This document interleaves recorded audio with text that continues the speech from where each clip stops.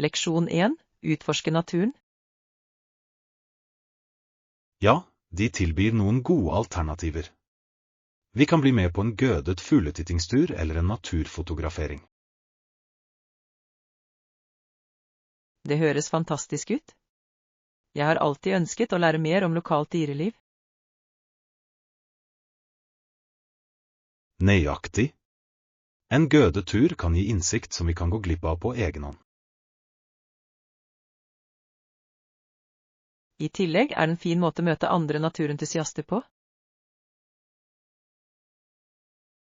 Ja. Å dele opplevelsen med andre kan gjøre det enda morsommere. Jeg elsker ideen om å fange vakre øyeblikk gjennom fotografering også. Samme her. Det er en perfekt måte å dokumentere eventyrene våre i naturen på.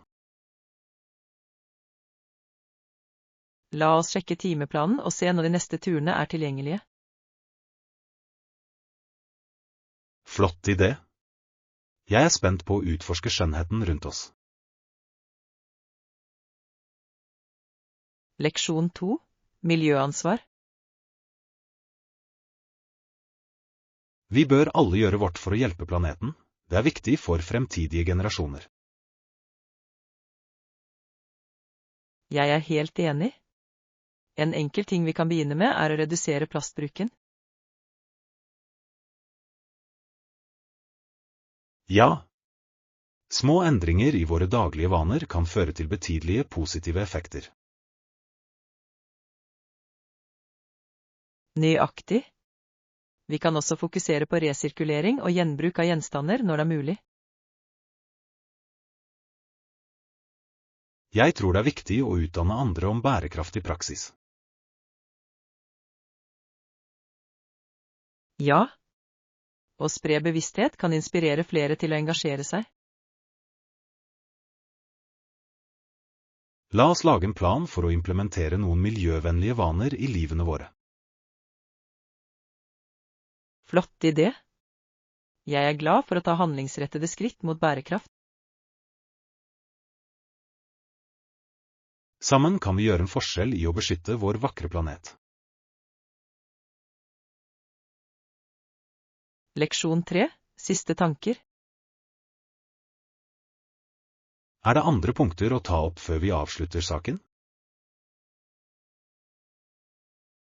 Jeg tror vi har dekket de viktigste bekymringene grundig. Ja, vi har diskutert alle nøkkelaspektene, noe som er flott for klarheten. Jeg er enig. Det er viktig å sikre at alle er informert og på linje. La oss oppsummere diskusjonen vår for å forsterke det vi har bestemt oss for. Det høres ut som en smart plan. En oppsummering vil bidra til å styrke konklusjonene våre. Jeg er glad vi tok oss tid til å gå gjennom alt i detalj. Ja. Det viser vårt engasjement for å gjøre dette prosjektet vellykket. Jeg ser frem til å se de positive resultatene av innsatsen vår. Leksjon 4. Sportsutstyr. Jeg så noen flotte sykler og utstyr i lokale sportsbutikker. Det er godt å vite. Er det vanskelig å finne riktig utstyr for nybegynnere? Ikke i det hele tatt. Mange butikker tilbyr råd og anbefalinger til nykommere. Det er betryggende. Det er alltid hyggelig å ha litt veiledning når du starter. Ja. I tillegg kan du prøve ut forskjellig utstyr hjelpe deg med å finne det som passer deg best. Nøyaktig. Jeg tror det vil være en fordel å besøke en butikk og snakke med eksperter. Jeg er enig.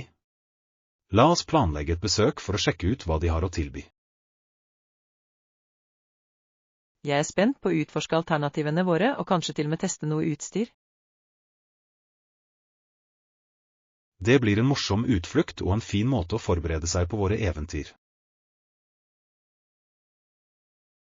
Leksjon 5. Motorproblemer. Jeg har hatt et problem med motoren, det lager merkelige lyder. Har du tatt den med til en mekaniker for å få den sjekket? Ikke ennå, men jeg vet jeg burde. Å ignorere det kan føre til større problemer. Absolutt. Det er alltid bedre å løse problemer før enn senere. Jeg er enig. Jeg vil sørge for at kjøretøyet mitt er trygt og pålitelig for kjøring. Ja.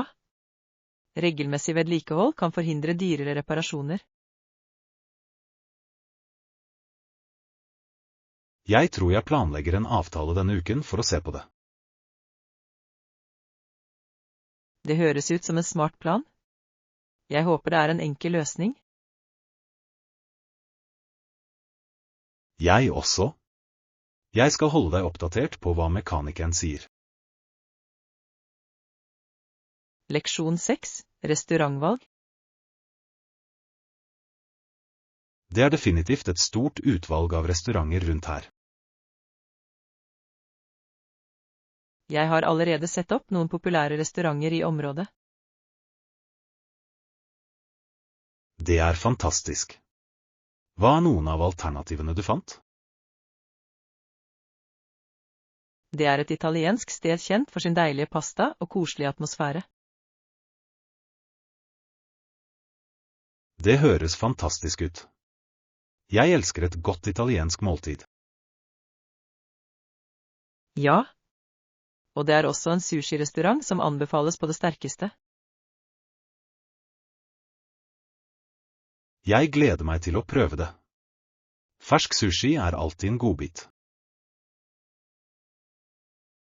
La oss legge en plan for å besøke et av disse stedene snart.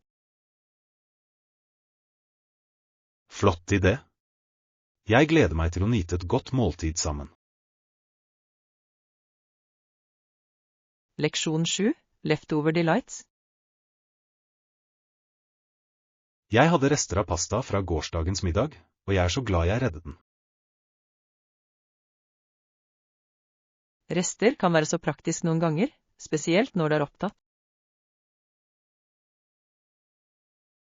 Absolutt. Det sparer tid og krefter når du ikke trenger å lage mat fra bunnen av. Pluss, noen ganger utvikler smakene seg enda bedre etter å ha sittet en dag. Jeg er helt enig.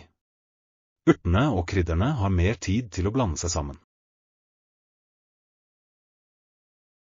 Nøyaktig. Hva slags pasta har du laget? Det var en krem med hvitløkssaus med spinat og sopp.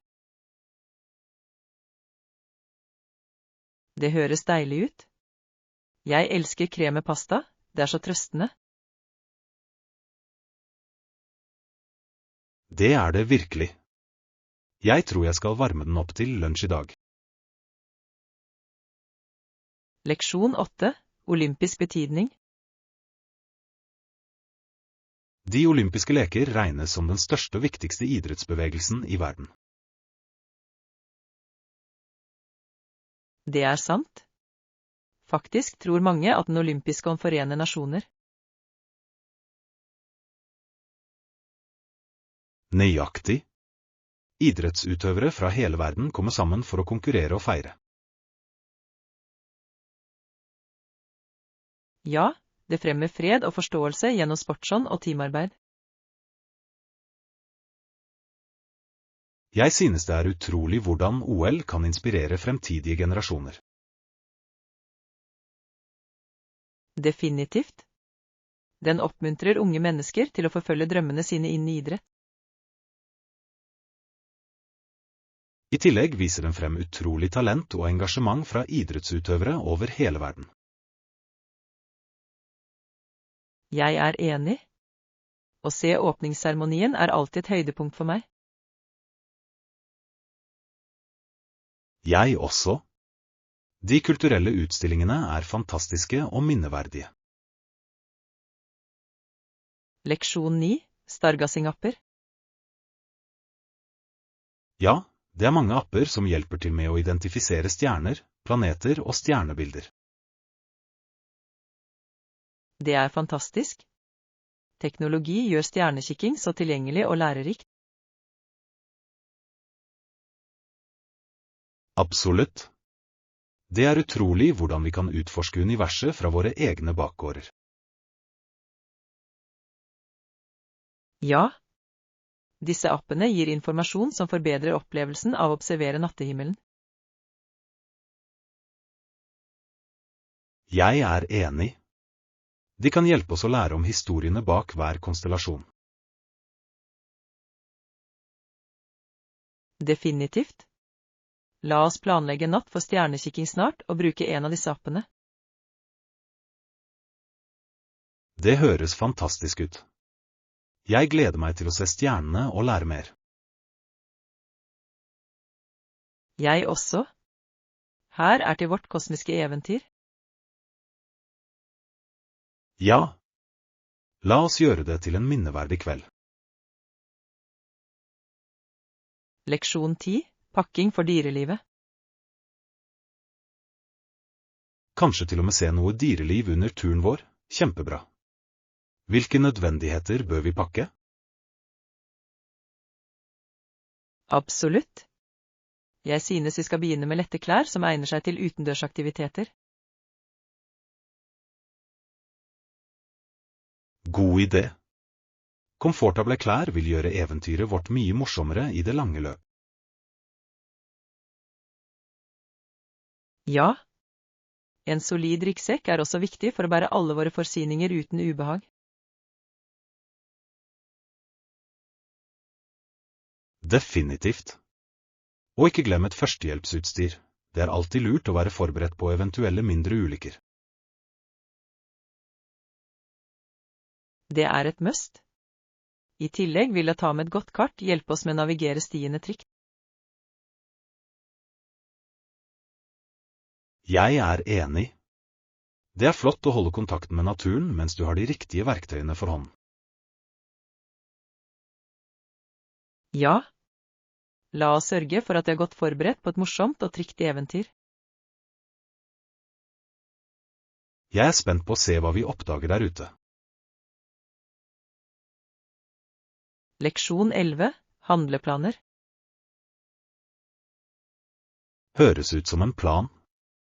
La oss ta de gjenbrukbare posene våre og dra ut på markedet.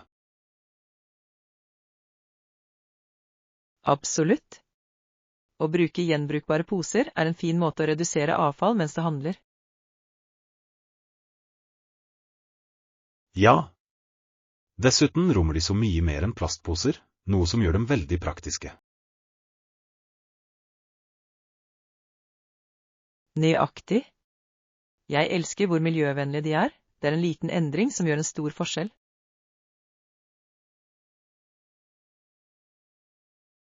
Sikkert. Har du en liste over hva vi trenger å kjøpe? Ja, jeg har laget en liste over ferske råvarer, snacks og noe nødvendig for uken. Perfekt. La oss sørge for at vi også sjekker ut eventuelle lokale spesialiteter mens vi er der. Flott idé. Jeg elsker å oppdage nye smaker og støtte lokale bønder. Jeg gleder meg til å se hva vi finner. Leksjon 12. Naturskjønn utsikt. Ja, det gamle firet er et must-see. Det tilbyr fantastisk utsikt over kysten. Absolutt. Jeg har hørt at naturen fra toppen er fantastisk. Jeg kan tenke meg. Det må være utrolig å se bølgene slå mot steinene nedenfor. Ja. Dessuten har selve firen så rik historie, noe som øker sjarmen. Jeg er enig. Det er fascinerende å tenke på alle sjømennene som stolte på det gjennom årene. Definitivt. La oss sørge for å ta med kameraene våre for å fange de vakre øyeblikkene. Flott idé. Jeg vil huske hver eneste detalj av dette eventyret. Ja. Her er det for å utforske fyret og nyte naturen.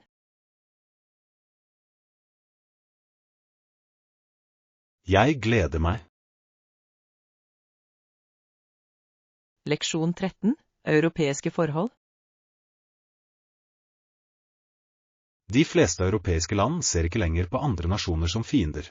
De har ingen interesse av å kjempe kriger. Det er et oppmuntrende perspektiv. Det viser hvor store fremskritt som er gjort innen diplomatiet. Absolutt.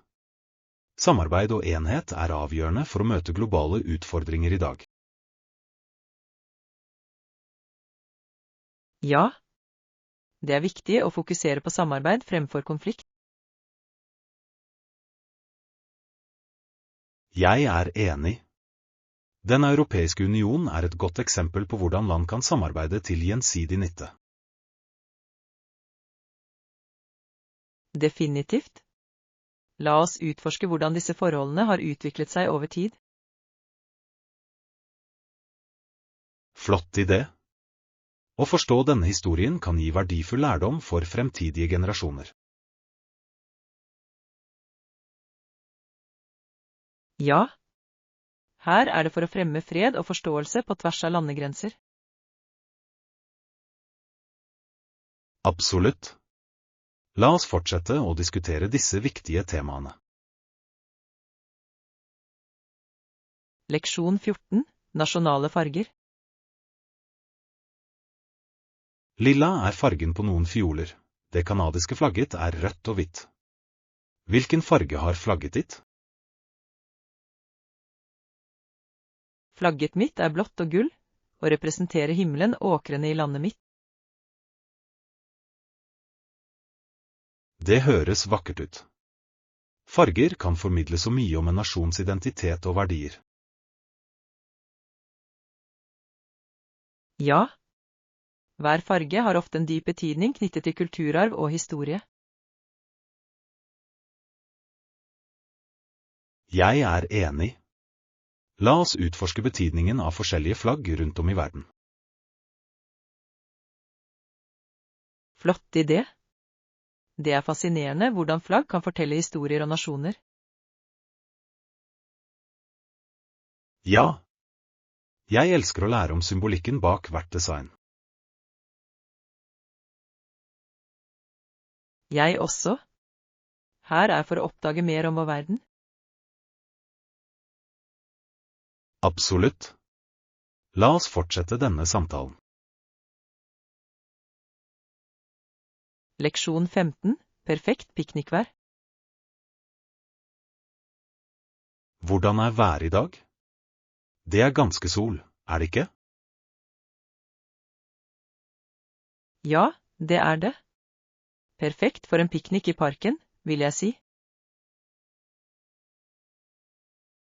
Absolutt. Jeg elsker å nyte solskinnet mens jeg spiser utendørs. Det er en så forfriskende måte å tilbringe dagen, omgitt av natur. Jeg er enig.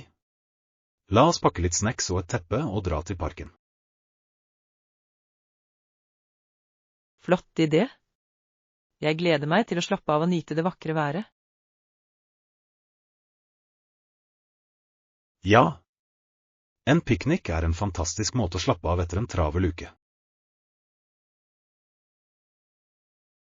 Definitivt. Her er en deilig ettermiddag i solen. Jeg gleder meg. Leksjon 16. Historiske refleksjoner. Krigen som begge sider vant i dag er et ganske fascinerende tema. Grensen på 3000 mil har en kompleks historie. Absolutt. Det er interessant å se hvordan konflikter kan føre til uventede utfall og avtaler. Ja. Historien om grenser gjenspeiler ofte kampene og motstandskraften til mennesker. Jeg er enig. Å forstå disse hendelsene hjelper oss å sette pris på nåværende forhold mellom nasjoner. Definitivt. La oss utforske mer om den historiske konteksten til denne grensen. Flott idé. Det ville være innsiktsfullt å lære hvordan slike divisjoner ble dannet. Ja. Jeg er spent på å fordype meg videre i dette emnet sammen med deg. Jeg også. Her er for å avdekke fortiden. Absolutt. Leksjon 17. Del latter. Det får deg alltid til å smile. Ja, faktisk er det en vits jeg elsker. Og virkelig? Jeg vil gjerne høre det. Hvorfor vant fugleskremselet en pris? Fordi han var enestående på sitt felt. Det er morsomt. Jeg elsker ordspill, de gir alltid en lett berøring. Jeg er enig. Humor kan lysne selv de kjedeligste dagene. Absolutt. Det er viktig å finne glede og latter i livet. La oss fortsette å dele vitser. Det er en fin måte å knytte bånd på. Definitivt. Her er det mer latter og smil. Ja. La oss fortsette moroa. Leksjon 18. Sikkerhetsbevissthet. En vits om sikkerhetstrusler? Det er en alvorlig forseelse. Vi må ikke ta lett på slike saker. Absolutt. Det er viktig å være klar over implikasjonene bak slike vitser. Ja. Sikkerhet er et alvorlig problem, og vi må forholde oss til det med varsomhet. Jeg er enig. Humor kan noen ganger viske ut linjene, men vi må være på vakt. Definitivt. La oss fremme diskusjoner rundt ansvarlig kommunikasjon angående sikkerhet. Flott idé. Det er viktig å finne en balanse mellom humor og alvor. Ja. Dette er for å fremme bevissthet og forståelse i samtalene våre. Absolutt. La oss holde denne dialogen åpen. Jeg gleder meg. Leksjon 19. Islandske vidundere. Island høres fantastisk ut. Hva er noen av attraksjonene du må se? Og, det er så mange. Den blå lagune er definitivt et høydepunkt for mange besøkende. Ja. Et geotermisk spa omgitt av fantastiske landskap høres utrolig ut. Absolutt. Og ikke glem den gylne sirkelen, som inkluderer vakre fossefall. Jeg har hørt om de. Gullfoss og Geysir er definitivt på listen min. Ja. I tillegg er det en unik opplevelse å utforske det vulkanske landskapet og de varme kildene. Jeg gleder meg til å se nordlyset. Det er en drøm som går i oppfyllelse for mange reisende. Definitivt. La oss lage en plan for å besøke den riktige sesongen for den beste utsikten. Flott idé. Jeg er spent på å fordype meg i Islands naturlige skjønnhet. Leksjon 20. Komedieperspektiver. Vitser kan være så subjektive. Det noen synes er morsomt, andre kanskje ikke. Ja, komedie er en veldig personlig ting, og det varierer mye mellom kulturer. Nøyaktig. Det er interessant hvordan humor kan reflektere samfunnsnormer og verdier. Jeg er enig. Noen ganger utgjør konteksten hele forskjellen i hvordan en vits blir mottatt. Ja. Jeg tror det kan være opplysende å utforske forskjellige stiler av komedie. Absolutt. Det hjelper oss å forstå ulike perspektiver og erfaringer. La oss dele våre favorittkomikere. Jeg vil gjerne se hva som får deg til å le. Det høres gøy ut. Jeg er nysgjerrig på å oppdage nye humorstiler gjennom anbefalingene dine. Jeg kan ikke vente med å dykke inn i komediediskusjonene våre. Leksjon 21. Arrangementsplanlegging. Glimrende. Vi ser frem til å arrangere vårt arrangement på ditt hotell. Ja, det er et fantastisk sted, og beliggenheten er perfekt for våre behov. Jeg er enig. Stemningen vil sette den rette tonen for samlingen vår. I tillegg vil fasilitetene de tilbyr få alt til å fungere problemfritt. Ja, å ha alt nødvendig utstyr og støtte er avgjørende for et vellykket arrangement. La oss sørge for å fullføre detaljene og bekrefte ordningene snart. Absolutt. Jeg vil sikre at alt er på plass i god tid. Jeg også. Det vil hjelpe oss å fokusere på selve arrangementet i stedet for detaljer i siste liten. Jeg er spent på å se hvordan alt henger sammen. Leksjon 22. Rolletildeling. Jeg mener vi også bør tildele spesifikke roller og ansvar for dette prosjektet. Det er en smart tilnærming. Det vil bidra til å holde ting organisert og ansvarlig. Nøyaktig. Tydelige roller kan minimere forvirring og sikre at alle kan oppgavene sine. Ja. I tillegg lar det hver person fokusere på sine styrker. Jeg tror det er viktig å kommunisere disse rollene effektivt til teamet. Absolutt. Det vil fremme samarbeid og en følelse av felles formål. La oss skissere rollene og diskutere dem under vårt neste møte. Flott idé. Jeg gleder meg til å se hvordan alle bidrar. Jeg også. Dette vil sette oss i stand til å lykkes. Leksjon 23. Strandplaner. Det høres avslappende ut. Har du en bestemt strand i tankene?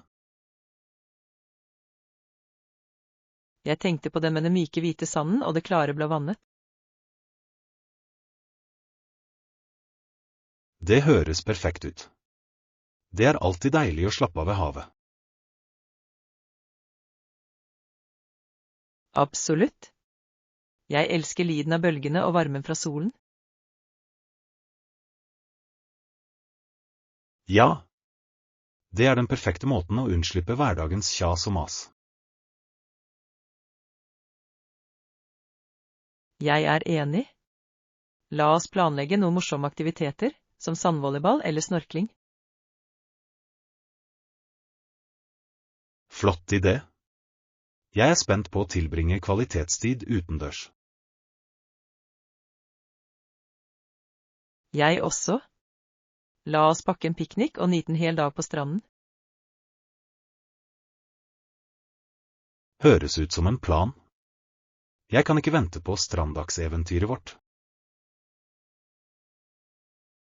Leksjon 24. Historisk bakgrunn. Noen betydelige grupper mennesker i USA skryter av at familien deres kom over på Mayflower. Ja, det er en bemerkelsesverdig del av amerikansk historie som mange er stolte av. Nøyaktig.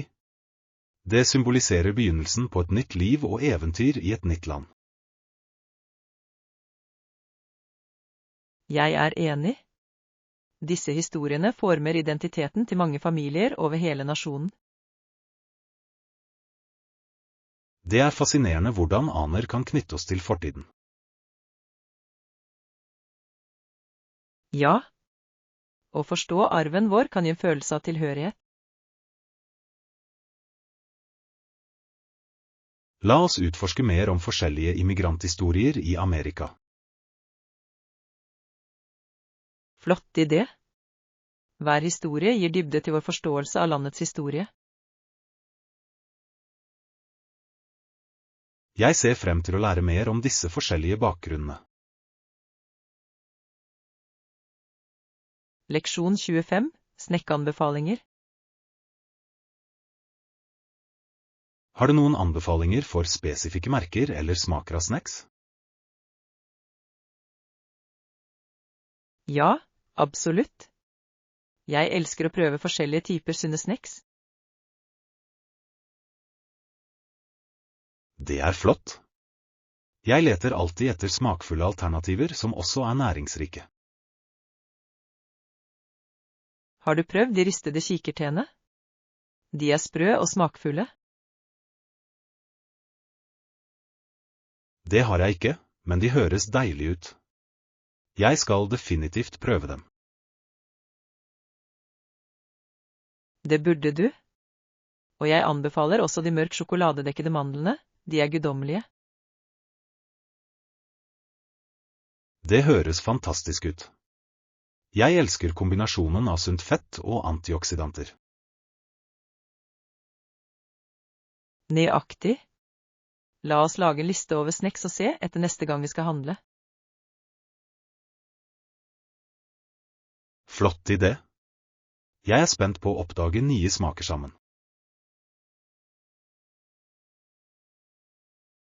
Leksjon 26. Byutforskning. Definitivt. Jeg skal begynne å undersøke noen byer som vi kan vurdere for turen vår. Det høres ut som en fantastisk plan. Det er så mange flotte alternativer der ute. Ja. Jeg tenker på steder som tilbyr både kultur og eventyr. Absolutt. Det er viktig å finne et reisemål som har mye å utforske. Jeg er enig. La oss se etter byer med interessante attraksjoner og god mat. Ja. En by med en levende atmosfære vil gjøre turen vår enda morsommere. Jeg skal sette sammen en liste over potensielle byer, og vi kan diskutere dem sammen. Perfekt. Jeg gleder meg til å se hva du finner. Det kommer til å bli en spennende reise med å planlegge vårt neste eventyr. Leksjon 27. Praktiske stopp. Ja, det er en ved siden av stasjonen, perfekt for å ta noe raskt. Det er flott å høre. Det vil gjøre reisen min tilbake så mye enklere. Absolutt. Jeg elsker når bekvemmelighet møter kvalitet på et sted som dette. Jeg også. Det er fint å ha alternativer som ikke krever en omvei. Nøyaktig. Det sparer tid og gjør at dagen går jevnt. I tillegg kan jeg hente en liten godbit til meg selv på veien. Ja. Litt å glede seg over under pendlingen kan utgjøre hele forskjellen. Jeg er enig. Det er de små gledene som lyser opp en ellers rutinemessig reise. La oss planlegge å stoppe der sammen neste gang. Leksjon 28. Overvinne utsettelse. En annen teknikk er å lage en tidsplan. Hvordan hjelper det med utsettelse? Vel, å ha en klar plan deler oppgaver i håndterbare biter, noe som gjør det mindre skremmende. Det gir mye mening. Det er lettere å takle mindre oppgaver en om gangen. Nøyaktig. I tillegg hjelper det deg med å prioritere hva som må gjøres først. Høyere. Å vite hva du skal fokusere på kan virkelig øke produktiviteten. Og å se oppgaver krysset av en liste kan være utrolig motiverende. Ja. Det gir en følelse av prestasjon som oppmuntrer deg til å fortsette. Definitivt. Konsistens er nøkkelen, og en tidsplan hjelper deg med å etablere det. Jeg begynner å se hvordan effektiv planlegging kan forvandle utsettelse til handling. Leksjon 29. Flower Power. Dyrker du for det meste blomster, som roser og solsikker, i hagen din? Ja, jeg absolutt elsker å dyrke roser, de bringer slik skjønnhet og duft.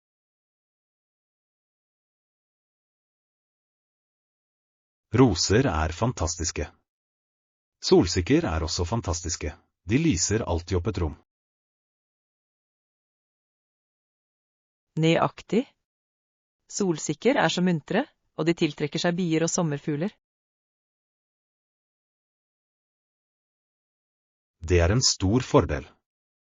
Det er fantastisk å se naturen trives i hagen din.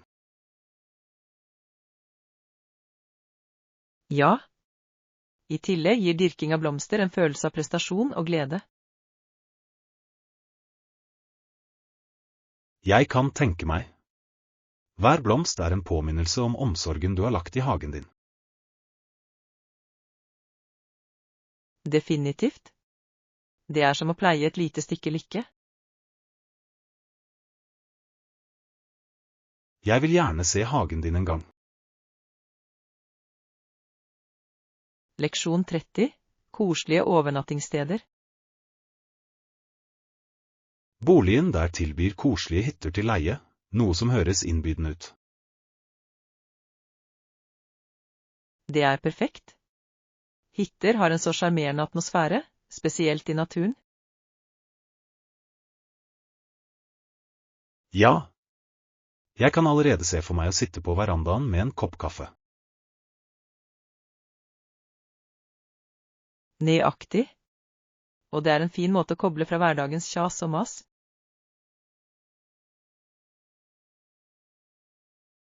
Pluss at å være omgitt av naturen er så forfriskende for sinnet og kroppen.